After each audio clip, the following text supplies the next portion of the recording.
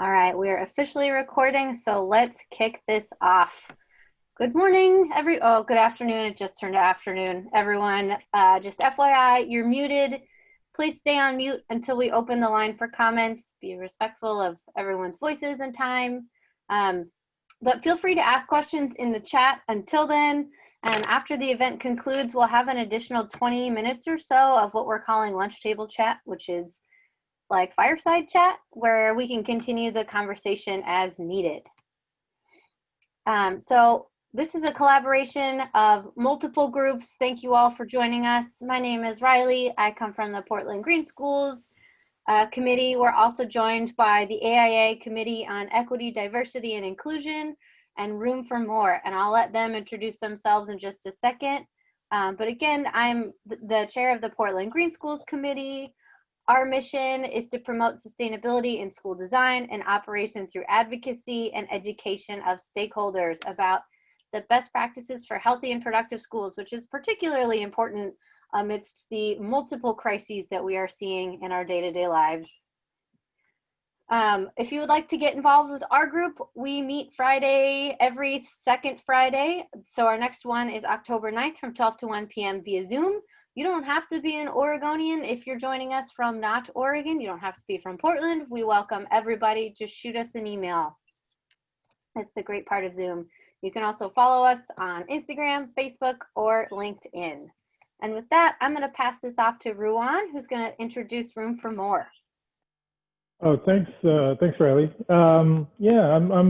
My name is Ruan. I'm a mechanical engineer and associate principal at PAE, but I'm also one of the co-founders of Room for More, along with I think I see Leah Peacock on this call. So she's with ZGF. She's one of the co-founders. Gauri Rajvadia, who's with Sarah Architects, and then Ed Herrera with Brick Architects. So those are the co-founders along with me. And so we're a group that we formed a few years ago, actually a long time ago over a happy hour, but we really formalized a few years ago. And because we realized that here in Portland, in the AEC, or Architecture, Engineering, Construction industry, we really had an issue with diversity, but then also inclusivity, right? So we're striving to kind of be a safe place for people of all diverse backgrounds, but also helping to educate and improve the diversity and inclusion programs in an industry. We had actually a great meeting yesterday with Sophorn, who's the Director of Diversity, Equity, Inclusion at Governor Kate Brown's office. Next month, we have a combined meeting with Portland Green Schools, which is going to be panel 2 of this invite. And then let's see, and then November, we have a good presentation as well. So we're on LinkedIn. You can see the LinkedIn link down there. So you can see what all events are coming up. So thanks, Ryder. Thanks for the opportunity. Thanks, Ruan. And now I'm going to pass it off to Kelly. Hi, my name is Kelly Chinopis, and I am an architect here in Portland, also with ZGF Architects. I'm representing the Committee on Equity, Diversity, and Inclusion that Riley mentioned earlier, along with Octavia Gutierrez, who is also on this call. And we are a committee that belongs to the American Institute of Architects Oregon chapter, which is the professional organization for architects. We'll actually be joining the 3rd panel in November, so we're excited to be part of the series and be part of the conversation and support Portland Green Schools and Room for More. Thanks, Kelly. So before we dive in today, I kind of wanted to help set the stage. I had mentioned earlier there's multiple crises going on. We sort of have a triple crisis, I would say. We've got climatastrophe, we've got COVID, and then the key piece here is we're really lacking in equity across all aspects of our work, and especially in the AEC community and in schools. So I wanted to do just a little data brief or data context for the state of Oregon, and I will do my best here. I will warn you, there's so much data out there about this that it's actually, we should do an entire webinar just about the data. So I'll follow up on that. but slides will be available later for anyone to reference as needed. Here are, and for reference to the Title I schools mentioned, Title I schools are schools with high percentages of financially disadvantaged children, and there's federal funding that supports those schools. So there's almost 600,000 students in Oregon public schools. Private school data is much trickier to come by. And there's about 14,000 or 1,400 schools in Oregon, and there really aren't that many Title I, which is surprising. We are actually in the lower amount of Title I schools nationally. You know, there's this paper that I found called titled Disaggregating Student Outcomes by Race and Income, and it really shows that the educational equity in Oregon states that you can see here that Black and American Indian and Alaskan Native households have the highest percentage of families making under $20,000 a year. That's a whole family. Comparing this data to student data, and this data is a clear reminder that low-income students of color far outnumber their wealthier peers. So if we're going to talk about the role of class and race on students, we first need to realize just how much more likely students of color are to be impacted by poverty than white students. This slide is a lot to look at. I really like the colors, but it's a lot to look at.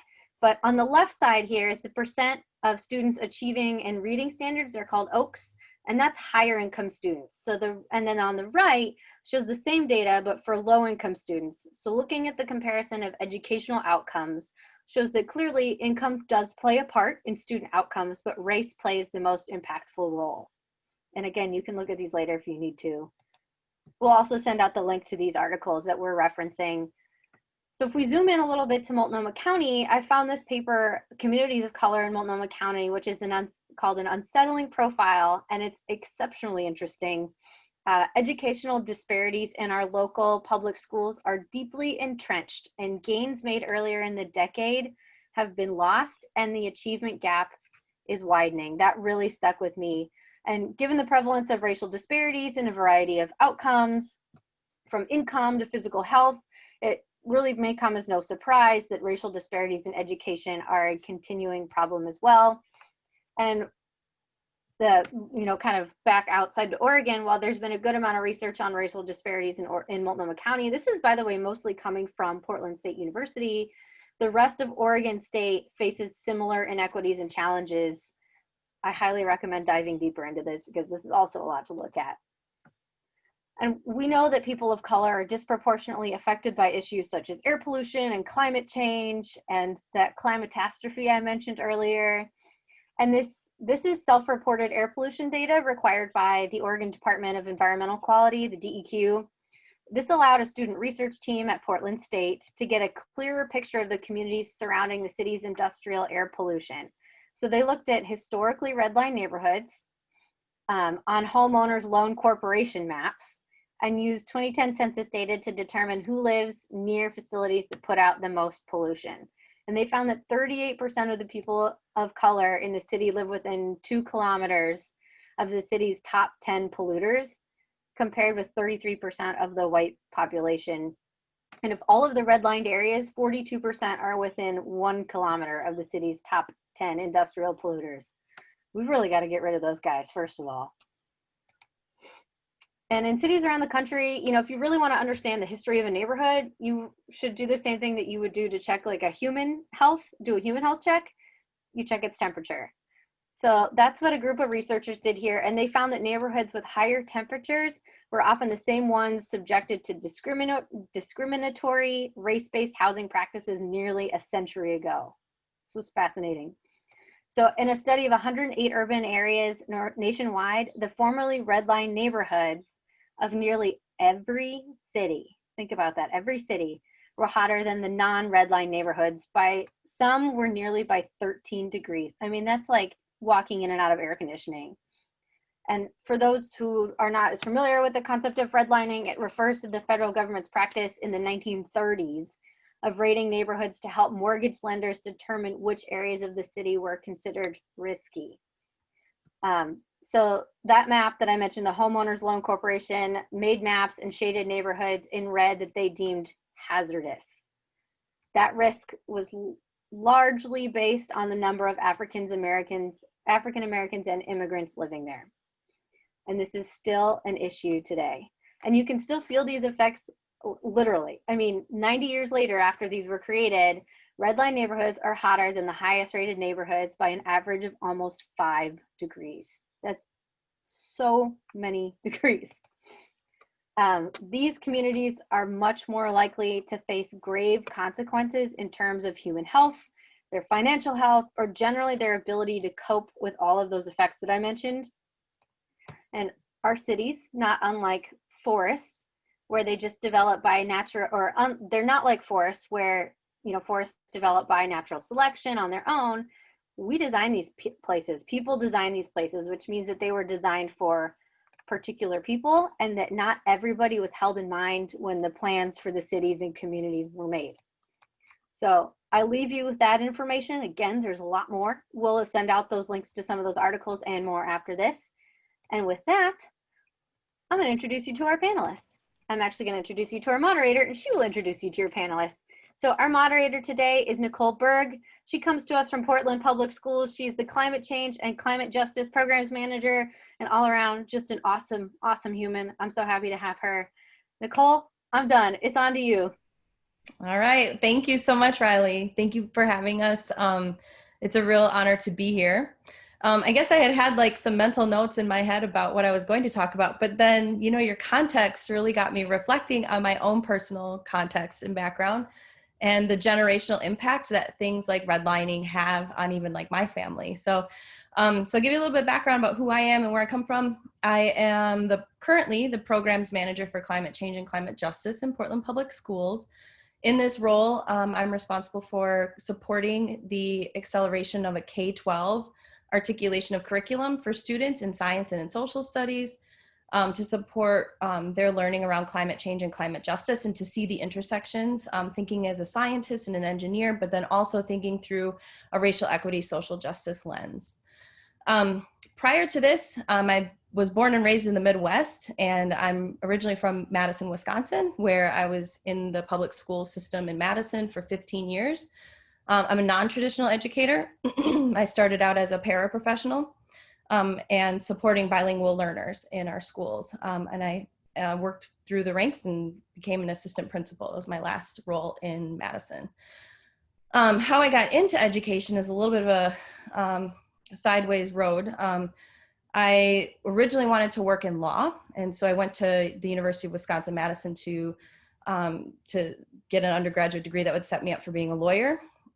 Mainly because I am the third generation of Mexican Americans in our family in the U.S. I grew up really closely with my great-grandparents and my extended family, who my great-grandparents immigrated right around the 1920s. And I was fortunate to have them in my life for a really long time. And so I grew up wanting to learn Spanish. They didn't speak Spanish with us. They didn't teach us Spanish, but they spoke it. And that was largely due to assimilation practices through just assimilation in culturally in just the community, but then also through the education system. So I chose to go back and learn Spanish as a world language and majored in it in college. And then also care very deeply about justice related to like workers' rights. My great-grandfather originally was a migrant farm worker in Iowa and eventually started working for the railroad. And so I, 3 generations in, am the first student or the first person in my family to go to college. And so I've done a lot of considering like, how did that happen? How did it take 3 generations for our family to have the access that some families have always had? And so shifting from, I decided law wasn't going to be for me. There's some stuff that I was like, not a fan. So I ended up going and doing justice work through education. And so becoming a bilingual educator, did a lot of traveling and writing bilingual curriculum for my students. It's a marginalized program in our school districts, supporting marginalized learners, often working in Title I schools, and just saw the vast inequities that our students experienced.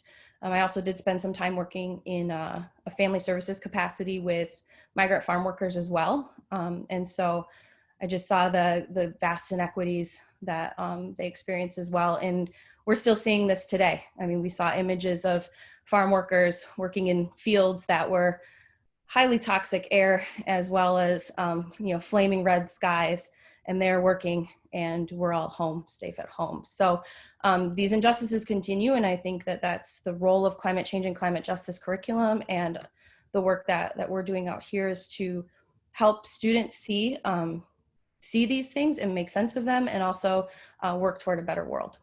And so I'm so honored to be here, to be working with you all.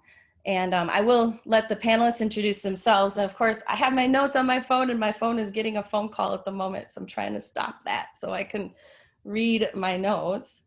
But we are here with students and educators. Thank you so much. Amaya, Isaac, and Jenny. And I will let them introduce themselves.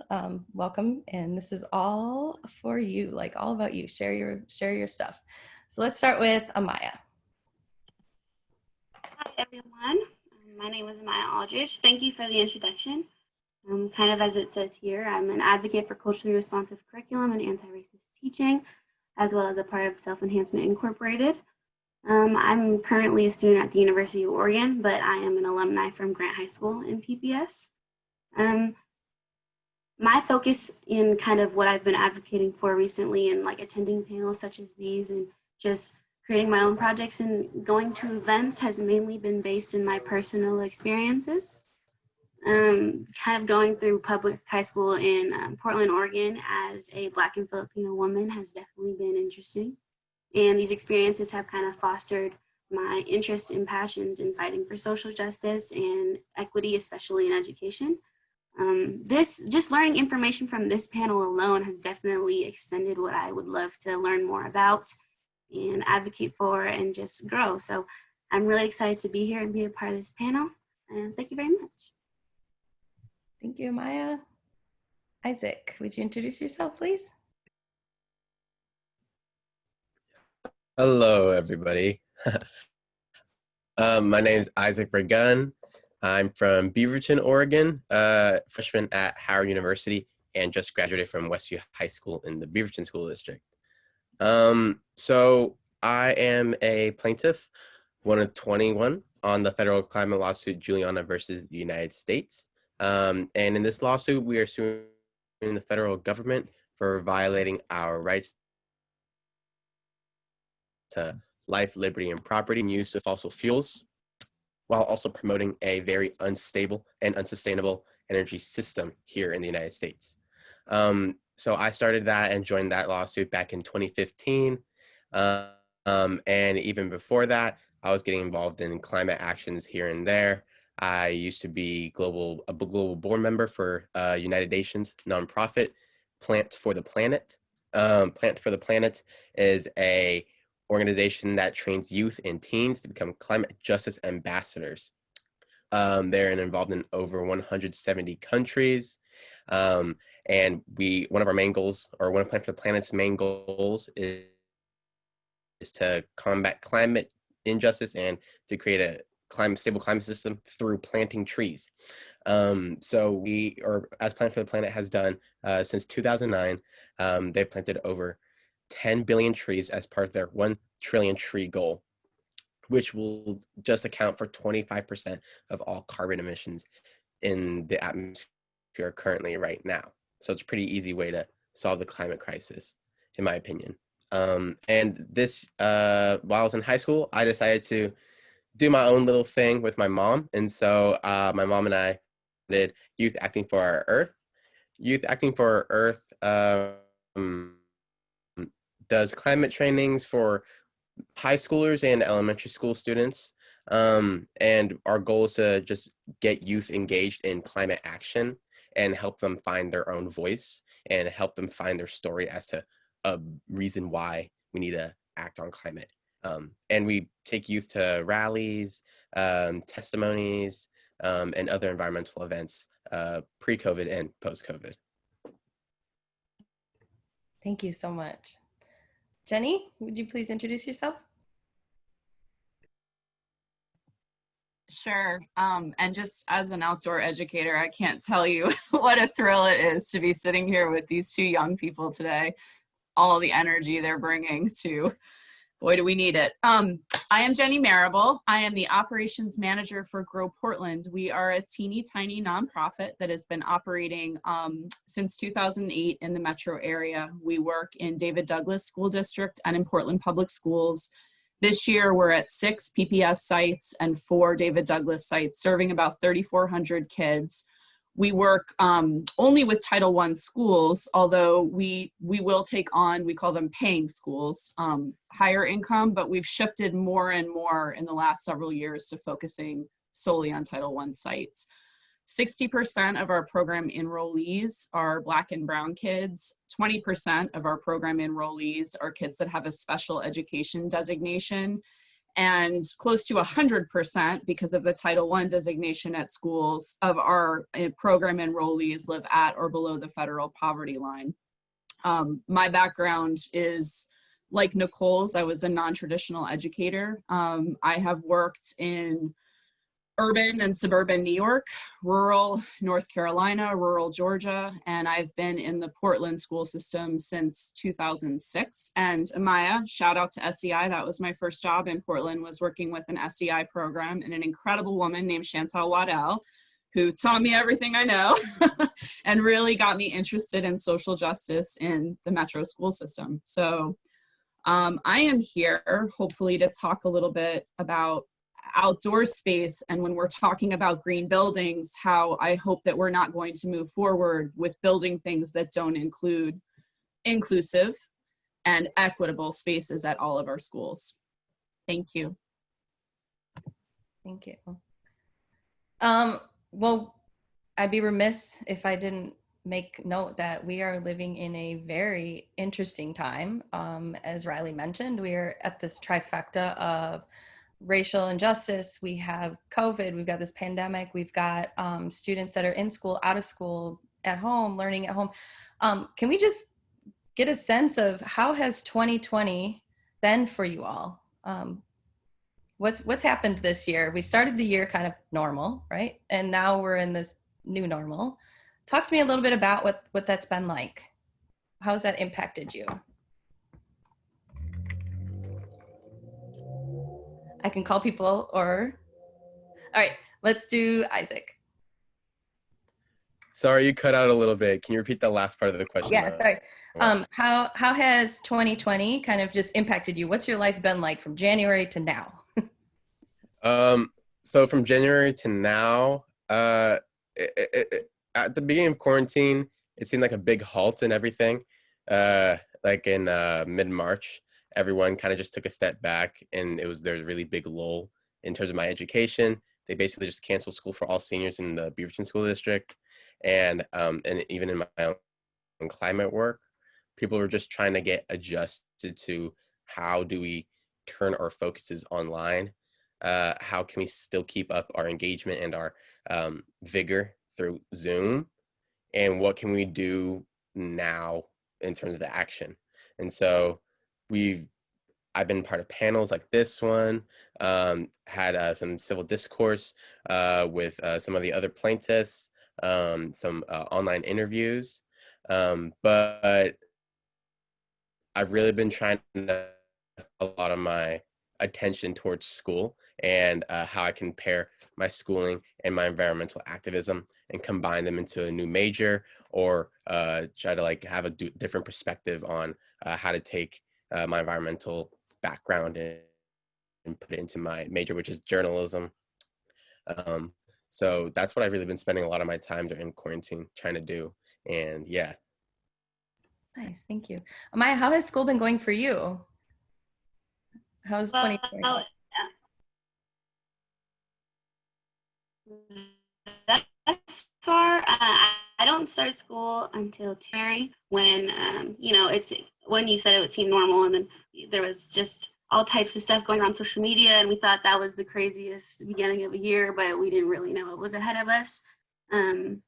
I definitely think that I had to leave school around right before spring break, I believe, while I was in the dorms, and came home and didn't realize I wasn't gonna go back. And so it's definitely an interesting adjustment.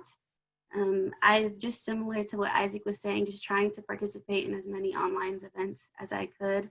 in regards to panels speaking about equity and inclusion, especially in education. It's something that's been really important to me through my educational journey, and it's just really amazing to collaborate with other people who share that passion and really want to make change. Another thing that I've really noticed during this time is because COVID and forcing people to be home, and then there's of course essential workers who have been working so incredibly hard during this time. But for those of us who have been home, it's been interesting because it's almost opened an opportunity for greater equity, inclusion, and revolutionary change in our country to happen. And I feel like a lot of the things that's been happening, a lot of the attention that's been brought to injustice has been because people have been at home and have been looking maybe at the news a little bit more, haven't been necessarily so go, go, go. I mean, definitely still busy with work, but not necessarily commuting all the time. And it's definitely had an interesting effect on people's ability to go out and maybe participate in whatever form of activism they believe is important. So whether that's protesting or events or what have it be, but I think that's been a really interesting outcome of this year so far as well. Yeah, thank you. Jenny, from the educator perspective, how has 2020 treated you? It's been challenging. So much of what our program is built around is direct engagement, and so much of what we do to determine next steps for us is based on face-to-face with kids. So we had, like almost everyone, we had very little experience with using any kind of online platforms because we're in person and on the ground kinds of folks. So that was a huge shift. And I can't say that, I feel like we were totally successful in terms of student engagement in the spring. We had a lot of roadblocks in terms of, districts were struggling with their own problems. And because especially in PPS, we're kind of a drop in the bucket. It was hard to get access, to those online platforms in a way that allowed us to get to students. That being said, we were really appreciative that both PPS and David Douglas deemed us essential providers, so we never lost access to our sites. So what we were able to do was pivot messy, fun, engaging gardens that kids plant things, and sometimes they're productive and sometimes they're not, to full-scale small farms. And to date, we've donated about 2,000 pounds of produce to school meal distributions.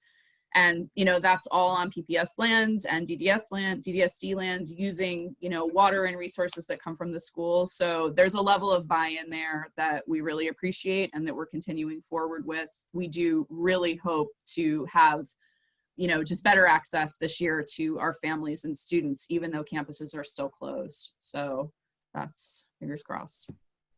Thank you so much. I did spend a little bit of time working at one of our nutrition hubs in March and in April this summer, and I was so impressed with just all of the amazing nutrition services and the collaborations. So nicely done. This is so amazing. Let's shift to, so we're kind of on a pause in terms of being back in buildings physically. And there may or may not be some construction projects that had already been kind of set up and are happening, or things might be on hold. But I think what's interesting about 2020 is that we have a very unique opportunity to really get back to what is it that we envision for our schools and for our learners. And we do have an opportunity to pivot and design something, or to renovate, or to create learning environments that actually meet the needs of our students moving forward. And so let's talk a little bit about your visions for education, especially with the shift in 2020. What do you see as really like the purpose of education and the purpose of an educational environment? And then what would the environment need to look like and be like in order to support the vision that you all have? Let's start with, let's see, someone like to go first? Go for it.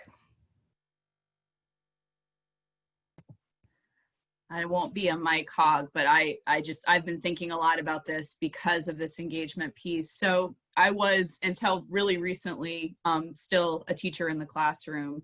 And I have focused for the last couple of years on developing special education programming, because we realized that we were participating in erasure of these students. We were including students who are mainstreamed into general education classrooms, and we were being thoughtful about curriculum and responsive lessons that kind of adapted for kids who are not neurotypical.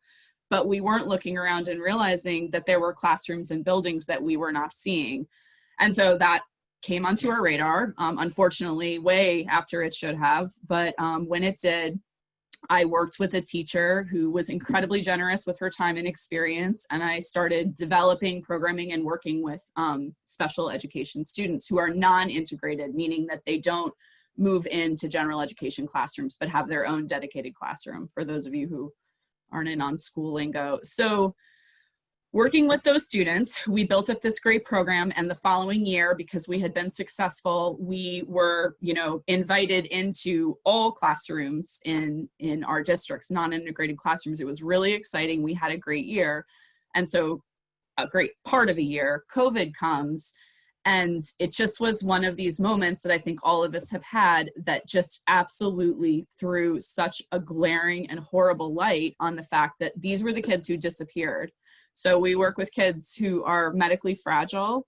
They are kids of color. Most of them are immigrant or refugees. Their families are immigrants or refugees. They are all living below the poverty line. And when the school closures happened, they were the kids that we could not reach. They were the kids that we were unable to reach. They were the kids that if we could reach them, we weren't reaching them effectively. And I'm speaking for my organization, but I feel comfortable because their teachers were pretty frank in saying essentially the same things. So there was such a massive failure in terms of engaging with, staying connected, and adapting, our processes for these students. And you can kind of expand that as you will. I'm focusing on, just this small group of students. And I think, my hope is that for some of us, the lights flicked on. I think some of us have known, these inequities exist and we need work. And I guess, in thinking about physical spaces, which is my focus in our organization, there is no reason why we cannot adapt to what we have, and anywhere that we're building new, do so much better, so that students are being accommodated on every level and welcomed into spaces. Because as an outdoor educator, something else I know is that outdoor education and outdoor learning spaces are access points for families that do not feel safe in buildings. So I feel very strongly that any equitable, inclusive, and green building needs to include outdoor classrooms. And again, COVID has taught us they might just need to include them because they might be the future, So anyway, I'll get off my soapbox. Thank you. Thank you. Amaya, Isaac?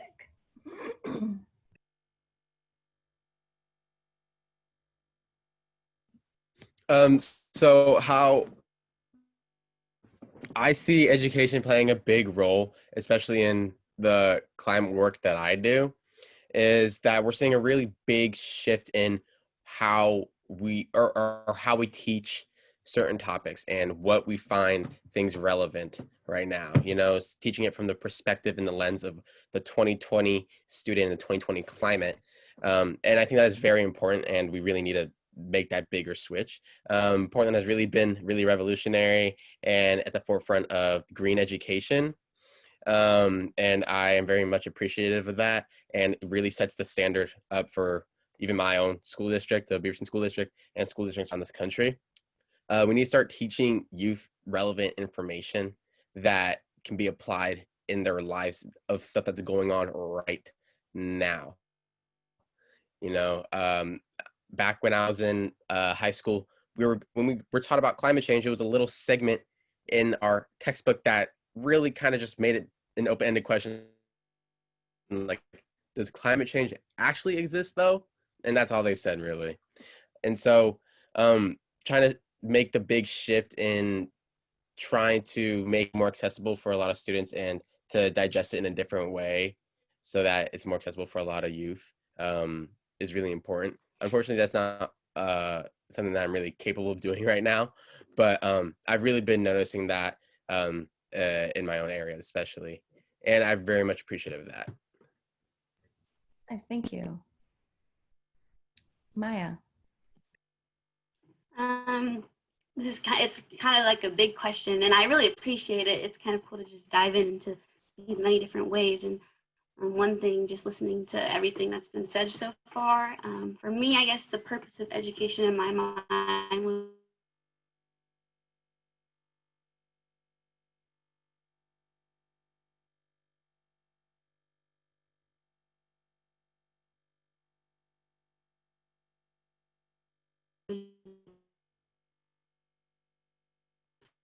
be providing a culturally responsive and all-encompassing curriculum or information.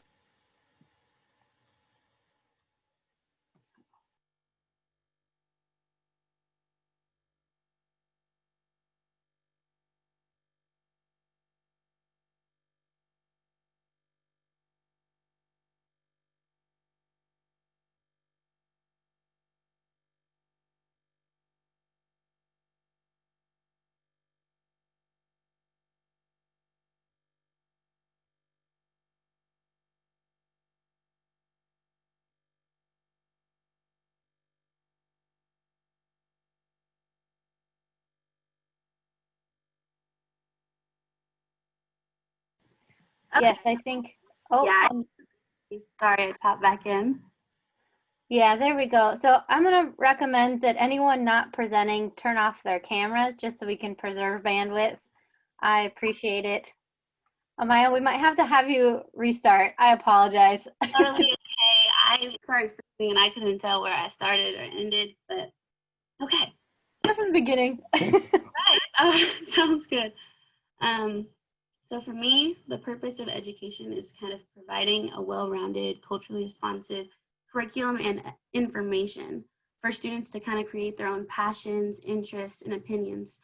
And I feel like education in general, from like kindergarten to the end of high school, is kind of just building blocks and foundations for your viewpoints through the world and education moving forward into your adult life.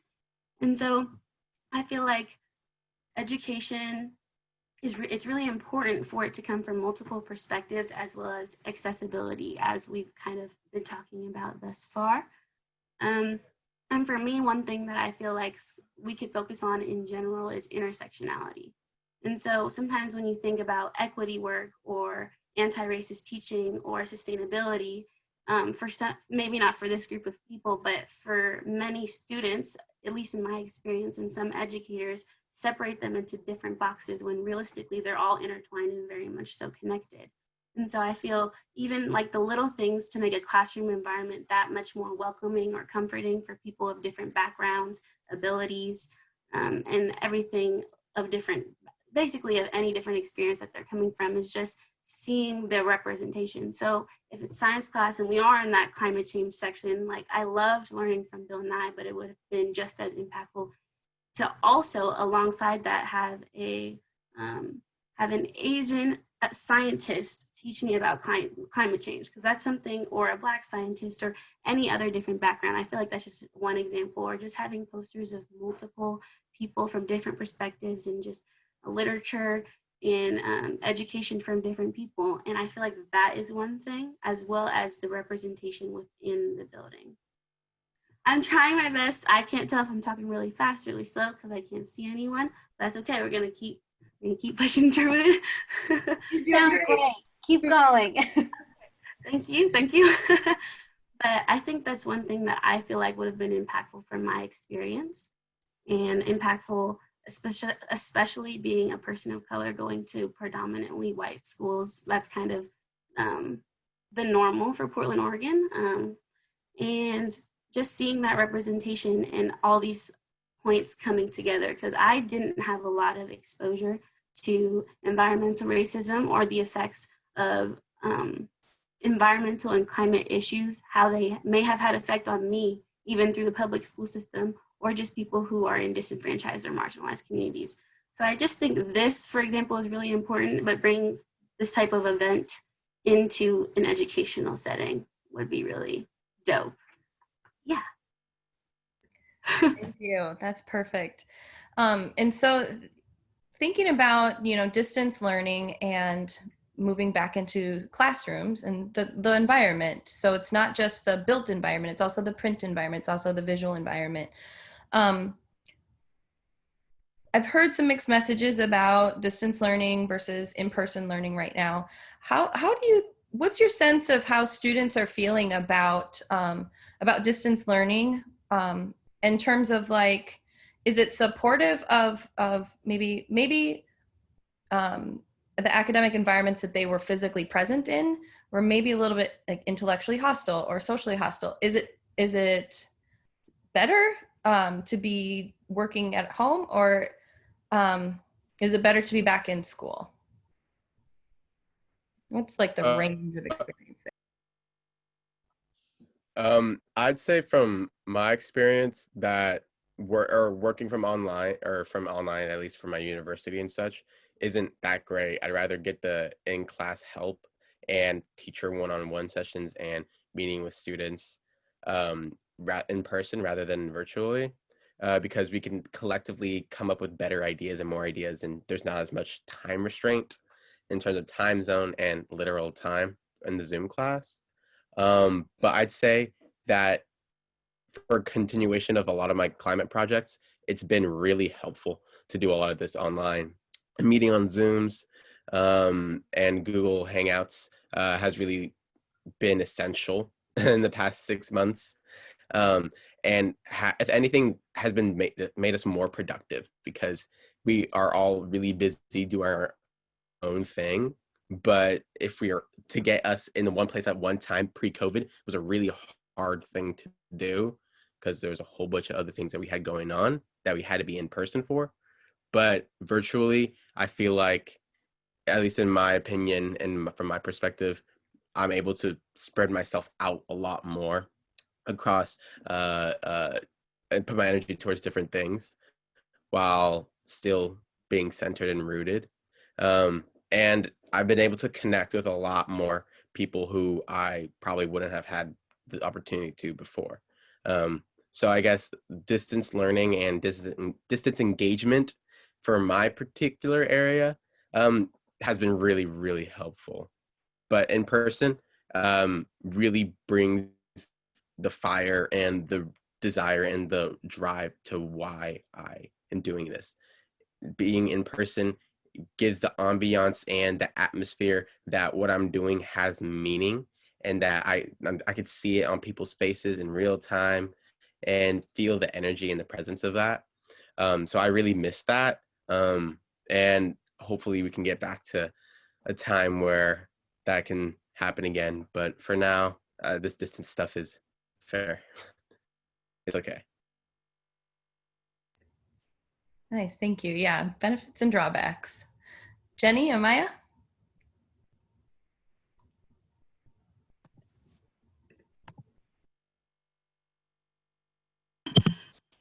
I'll just go first then. I think I agree. There's definitely benefits as well as drawbacks to the online. I think when it comes to events, it's really easy to reach out to people from far distance. And I think that's something that's really cool about events over Zoom. But I agree, as my last term over the spring was online, it definitely presented a lot of challenges that I hadn't had before. Just access to asking the teacher questions with ease, or your professor with ease, and collaborating with other students in breakout rooms is definitely a little bit awkward. But with that, I think moving forward, just thinking about education and work and events, I feel like there will definitely be more integration of online presence when it comes to Zoom calls and or work and webinars online. And I feel like it's important to try to figure out a good way to be inclusive and accessible with that, because I know for some folks online is a little bit difficult.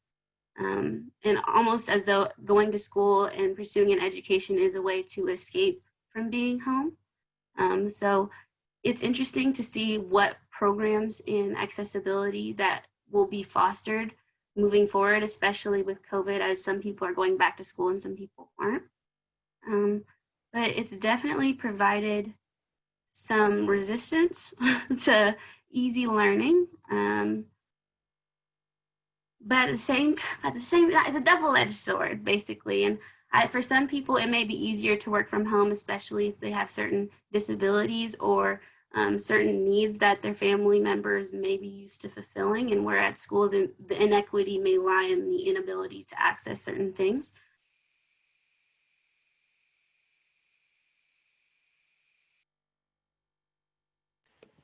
I think we froze her again. Technology. Or the exact opposite. So, dang, can anyone hear me? We hear you now.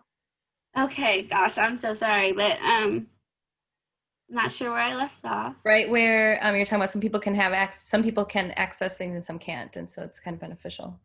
Absolutely, it's just a double-edged sword, and moving forward, I hope that with youth collaboration within schools and other administration, trying to figure out how to become accessible for different and inclusive for different people. Yeah, so it's been very interesting. Thanks. Jenny, from the educator perspective, how has benefits, drawbacks? Yeah, I would say, as I said, losing that in-person engagement, for our programming, I cannot replicate the experience for a student of holding a hatching mason bee in their hands online. I cannot replicate the feeling of going out the following month after we've planted seeds to see the sprouts. I can't replicate picking and tasting food in the garden.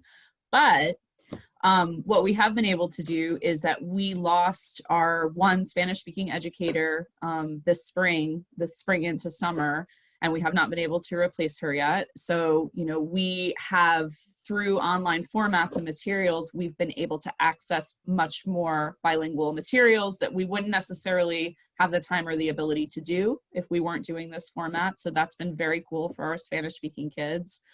The representation piece, which thank you, Amaya, for calling that out, because I think we go nowhere without that. I mean, I've been a white educator in predominantly, Black and brown schools for years. And I know it's the end of the road. Like, I know that if there are not more faces, that are not like mine, then everything that we're talking about is kind of a moot point. I want to say that and be really clear that is, if we want to make a change in education, then it cannot be white dominated, the end. But that being said, with the online format, we are able to kind of take our whiteness out of our presentation, and we've been working on that. We are also able to bring other guests in much more easily. There's a lot of scheduling constraints working at Title I schools, and that's part of why we've been successful, because we make it work, but it can be hard to kind of bring others in a way that works for everybody. So with our new online format, for example, we are going to be taking field trips and introducing our kids to Black Portland farmers, something that we might not have been able to pull off in a regular school year. So there are benefits, but I am personally really, really hopeful and optimistic and excited about seeing, kids and families and building staff face-to-face again. Awesome, thank you. Yeah, so the level of collaboration, the level of access to materials, it seems like they're moving forward. There'll be some things we want to bring back with us and help transform our spaces. And there'll be other things that we cannot wait to get back to in terms of being in a physical building. Thinking about, I think you guys mentioned quite a bit about curriculum and learning experiences. And so how about if we talk, and then I'm also noticing some questions around like outdoor school and what kinds of education experiences do students resonate with students. So let's talk a little bit about that. So what does a really solid curriculum look like that would resonate with youth of 2020 moving forward?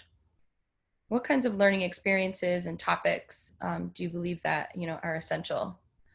And maybe one of them is outdoor school, or maybe one of them is a version of outdoor school. So let's hear from, maybe Isaac.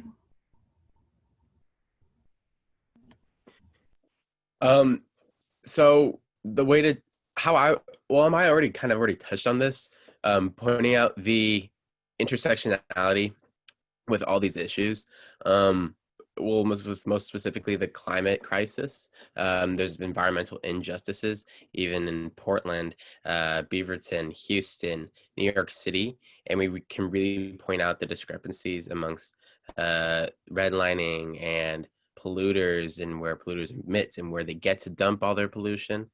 And so getting climate education and environmental racism education being taught at the same time and showing the intersectionality between the two is a very, very effective way to do it. I don't necessarily know how to go about doing that, but that's how I would do it, and how I would see it is that that being the easiest way to digest all that information. Very big topics that perhaps adults may or may not be prepared to discuss or to handle.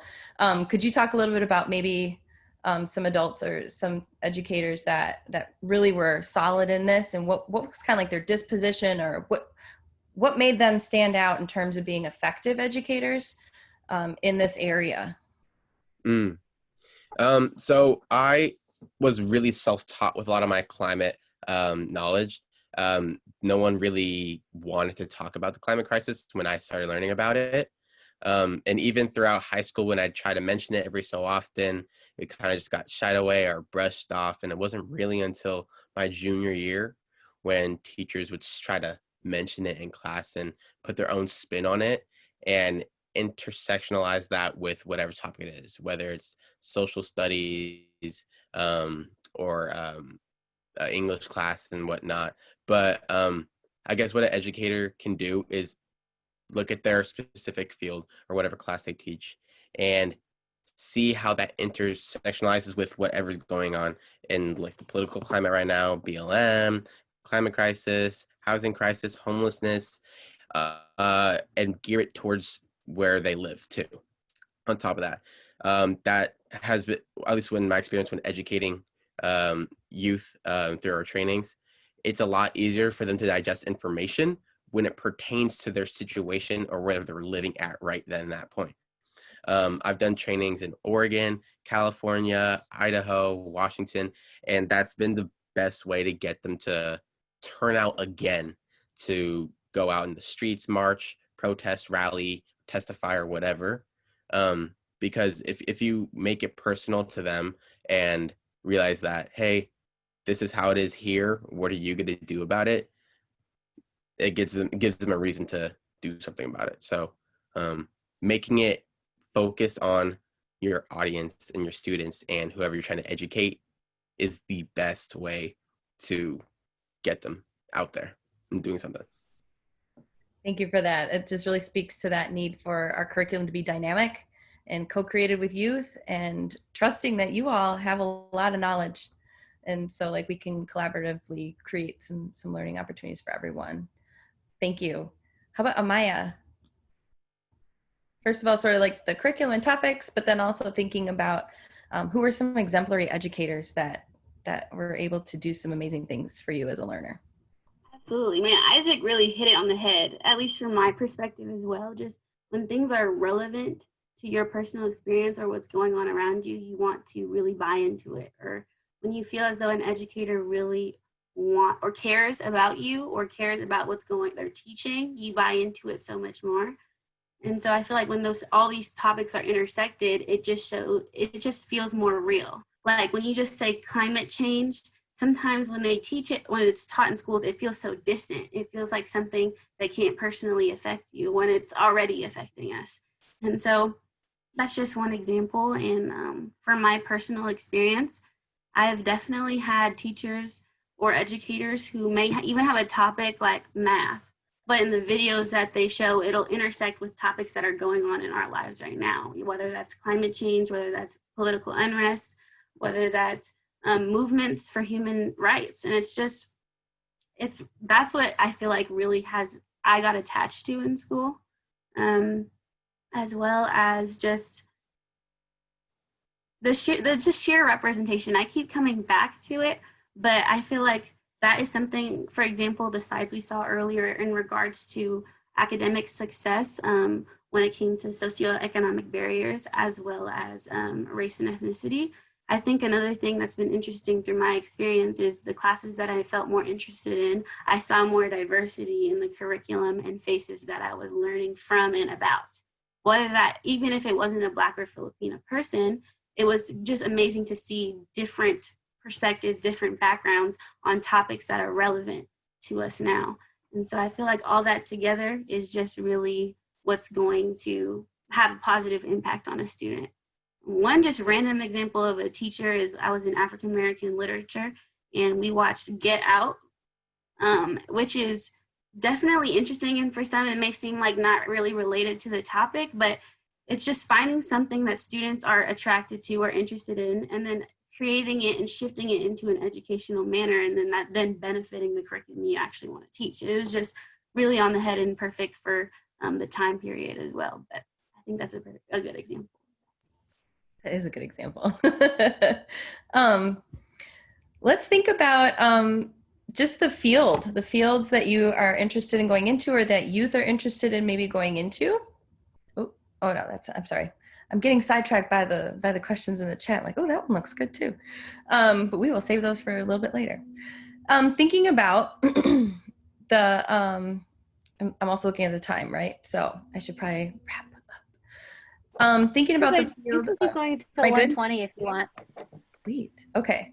So I think I just want to, because we do have a unique audience, I just want to kind of loop back now based on what we had talked about sort of as the vision, as like what we're experiencing, what are some benefits and drawbacks of the digital environment, what might we want to bring back into spaces with us, thinking about like, then what implications might this have for our buildings? You know, what are the things we're noticing in our buildings that are leading to injustices and really like suppressing students' creativity or ability to engage or access learning opportunities, and what would we want to change? So thinking about like, if I were to go in and create a new school building, or if I were going to go in and need to think through some renovations, thinking through a justice lens, what are some things that I want to make sure that I'm considering?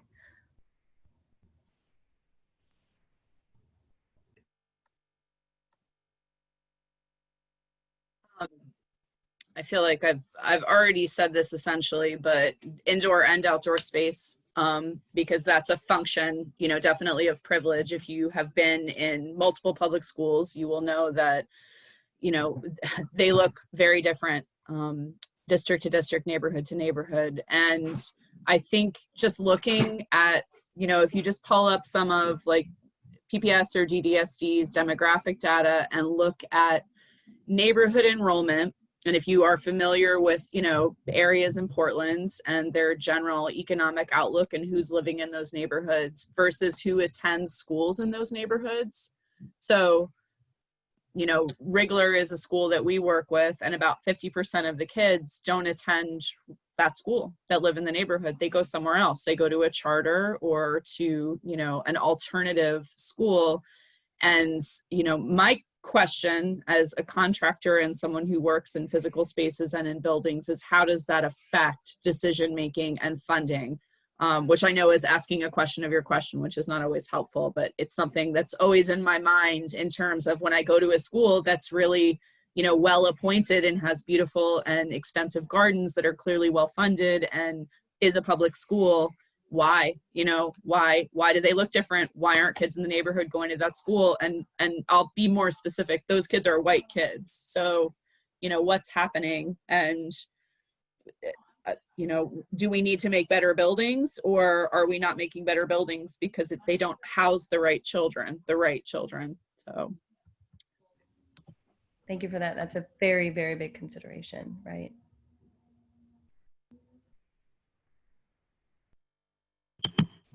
One thing that I had the opportunity to experience when I was in high school was just the ability to be in classes with students with different abilities as me. And so there was definitely we were in Marshall for 2 of the years, and then we were in the old Grant because there was construction going on, and neither buildings are necessarily super up to date in regards to accessibility, like physical accessibility.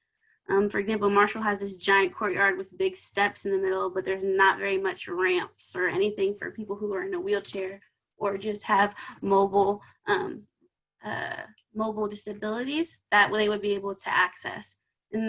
But even though it's cool that I would be able to be in a classroom environment with people from differing abilities than me, sometimes things weren't accessible to them. And so I feel like that's something to take into account when creating spaces for educational matters. Just making sure it's accessible to all people, whether that be even like science class or dance class or whatever it may be. Thank you. And the universal design for bathrooms at Grant, that was an interesting design that worked really well for the whole community. Isaac. To piggyback off of what Amaya said, a little bit more metaphorical sense, how can the teachers foster more curiosity in the classroom, and how can educators make their students more interested in whatever they're learning, and how to make that information relevant to them is also very important, while also trying to include voices to create more discourse, make things more accessible for students, so that they can participate, while also trying to get them engaged. I feel like that's a very, very big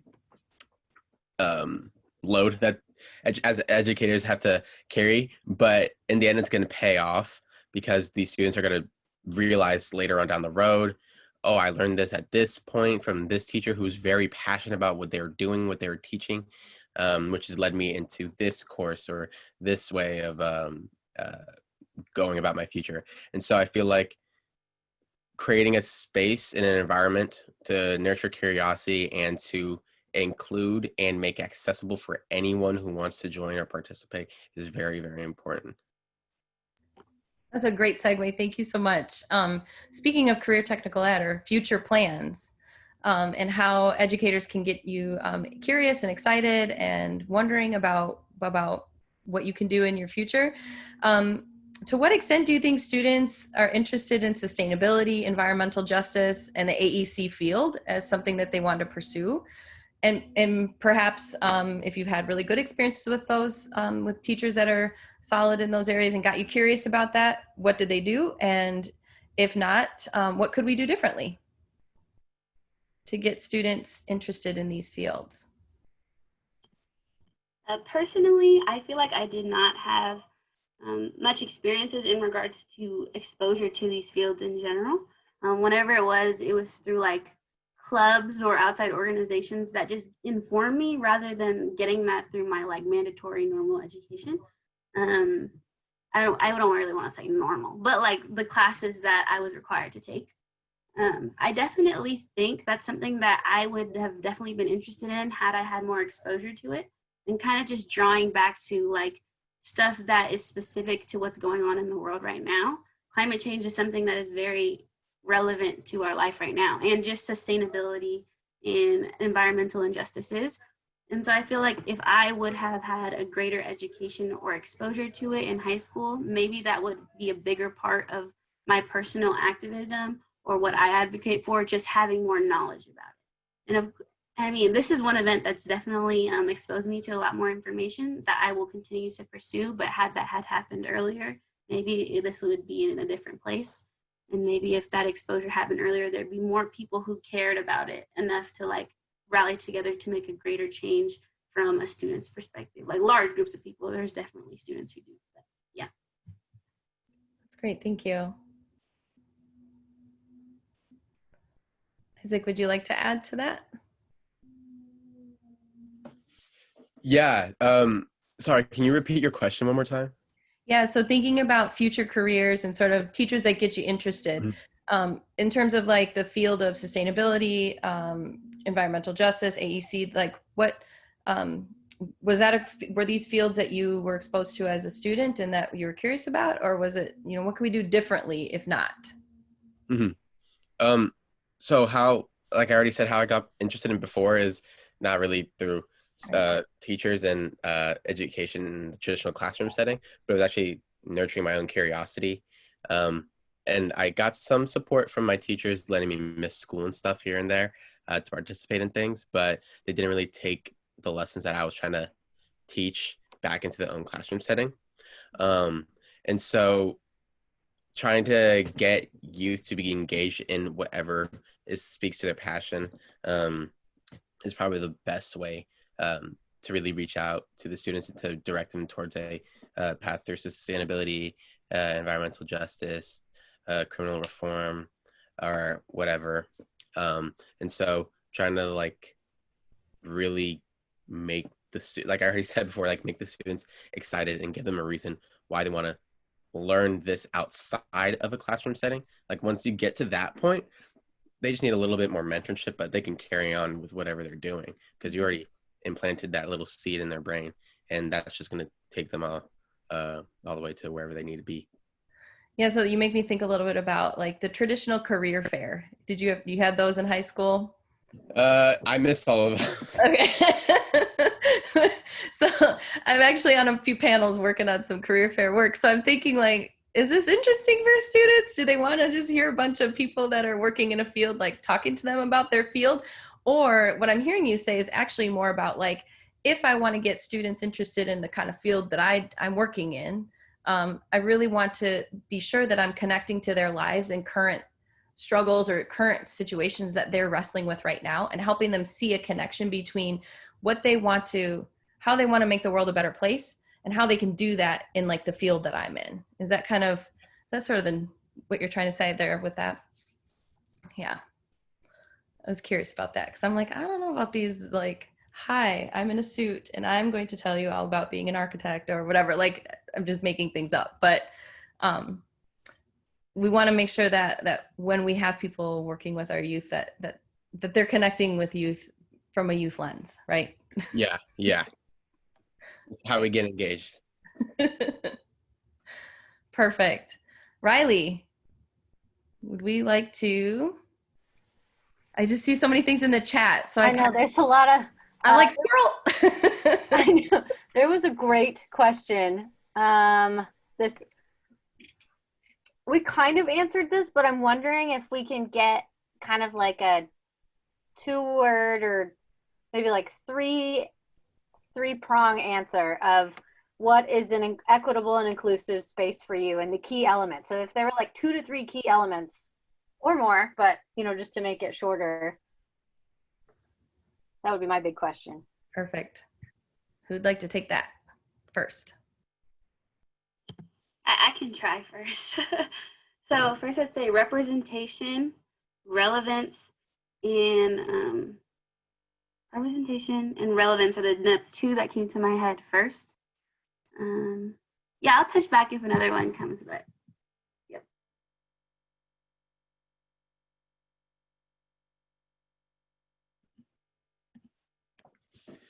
You kind of already hit the 2 that are at the top of my head already too, Amaya. But I'd also include engagement.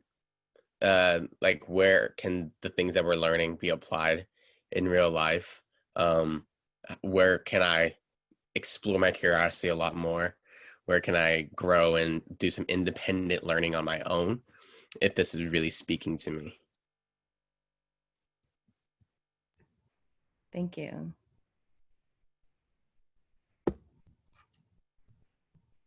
Oh, Riley, you're muted.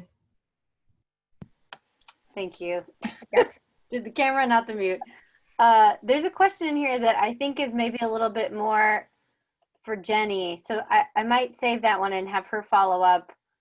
But if anybody wants to hop on, we have about 12 minutes here. You're welcome to unmute yourself and ask a question directly, unless Nichole, you have anything else to add. I'm just so grateful for this experience, and I feel like you all nailed it. I mean, you just really hit it out of the park. So I am going back to my work site, A Changed Human Being, that will take these lessons and apply them to my work. And so I just really am grateful for you, and stay in touch too. So that's all I have to say about things. Go forth and keep asking questions.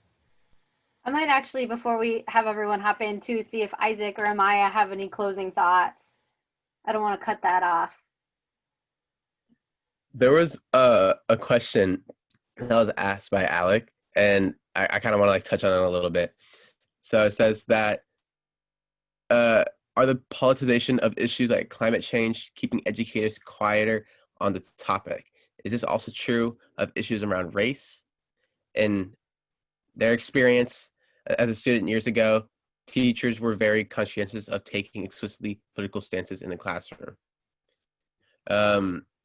And I'd say that at first, that's like when I started out in my climate work, that was probably the only reason why a lot of my pretty progressive teachers would not even touch on that topic in the classroom. Because even though they agree that climate change might be a very big issue and all that, they don't want to hear any blowback from the administration that you're teaching something that's really political in the class, very controversial. And I'd say over the years, it's really been shifting to a lot less of a political stance, even though it's being trying to emulate that from the Republicans. It's not a political, there's no political discourse in this issue. There's a deadline and we have to meet it, and we have to reduce our emissions, and we have to solve environmental racism and environmental justice and all those things that accompany with it. And so it's very much not a political thing. And it's more of just a basic education, human rights issue at hand. And so educators really have been turning their lenses towards that and understanding that it's a lot more of that rather than politicized. And so I appreciate that a lot more. And it's also the same around race, I'd say, in a little bit. It wasn't that it was too political to talk about. It was just they don't want to offend or call out or say something wrong that could get them in trouble or cause for miscommunication, and which veered them away from even talking about it at all. And we need to understand that, like, even though that we need to have very hard and difficult discourse on topics like these and issues like these, and that it's important to constantly be asking questions and also being respectful so that we can learn and move forward as a country and as educators, and creating more discourse in our country as well. Yes to all of that. And I agree. I really wanted to touch on this question as well. I think that's something that is going to be necessary for the forwarding and progressing of education, is to depoliticize basic human rights or conversations and discourse around that, especially in regards to how our world is changing, like climate change and environmental issues. Those things shouldn't be political because they're just things that are happening to everyone, and they're based in science and they're important. And so I think that's one thing that's just an example. And that Isaac touched on, like, even though race is also a difficult topic, and race relations in the United States kind of has been politicized, where it really just needs to be focused in basic human rights as well. And so I feel like in equity work in schools, it's important to have discourse about both of those topics. Otherwise, there will be no progressing or moving forward. In my personal experience, I've had multiple educators as well as students say, like, many derogatory terms without the interference of an adult, or in regards to climate change and different things like that, just things that shouldn't be said or should be taught, should be combated with educational responses, just haven't. So I feel like these discourses will not only benefit the students, but will benefit educators as well. Because as the authority figure in a space like that, and as administration, it's important to be informed and be willing to have these conversations with your students. Otherwise, a lot of my experiences that were really negative can continue to happen. And I hope I could potentially help foster a change for another student. Well said. I will ask one more question that came in because I personally am also curious. How bad is it to make a mistake and say something offensive? How can we mitigate the harm of a mistake or offensive statement in the interest of opening the conversation? So with making a mistake, I think this is talking about the race point of what we were going over. And making a mistake is fine, but if you bring it up in an environment where you're just trying to become educated and get educated on. You don't expect people to just jump on you like that, because I wouldn't be assuming bad intention. It's just how you say the question and the environment that you're trying to say it in is also very important, and the context. And acknowledge why you're asking that question. Like, is it because I'm ignorant? Is it because I really don't know and I really need to know? And is this a really appropriate question to ask at this time? And if you really feel that, yes, it's relevant, and yes, I'm trying to say this as respectful as possible, then I think that it's okay to make mistakes once in a while. And from those mistakes, you can teach others not to make those same mistakes. And so then those things won't be constantly be repeating itself. And so that's really important, I feel like. And mitigating a harmful or offensive statement is just based on perspective. If you make the environment where you're saying it in a bit more mellow, calm, and I'm not trying to come at you or attack you or anything, no one else is going to take it that way, really.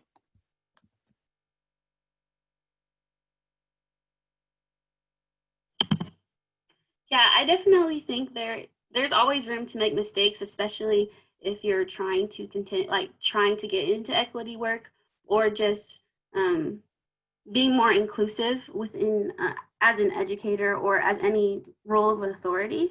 But at the same time, I also feel like there is a point in which, and if you're in an educator's position, you need to inform and educate yourself enough to the point where you won't do basic offensive things.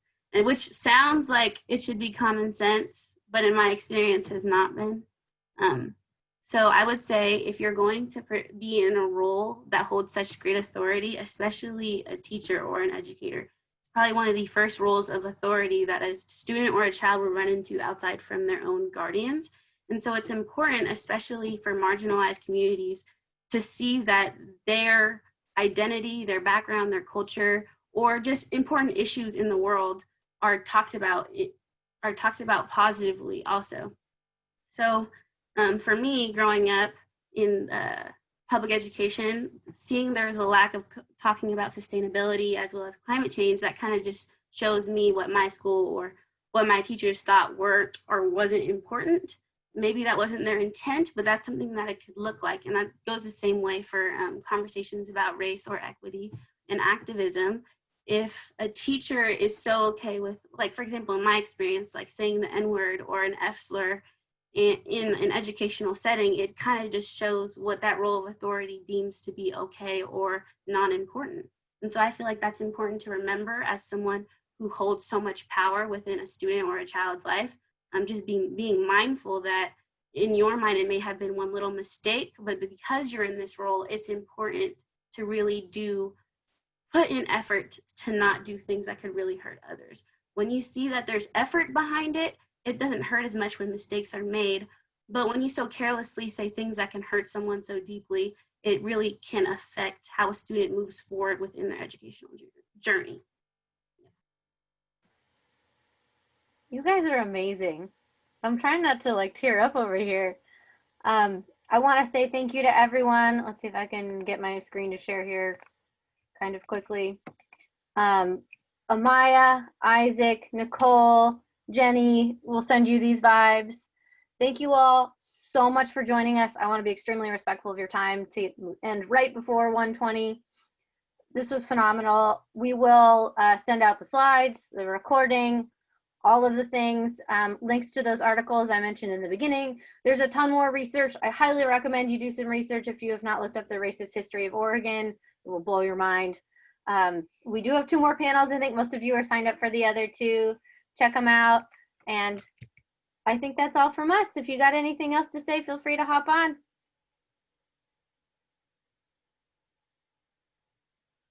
All right, I'm closing it down. Thank you, everyone.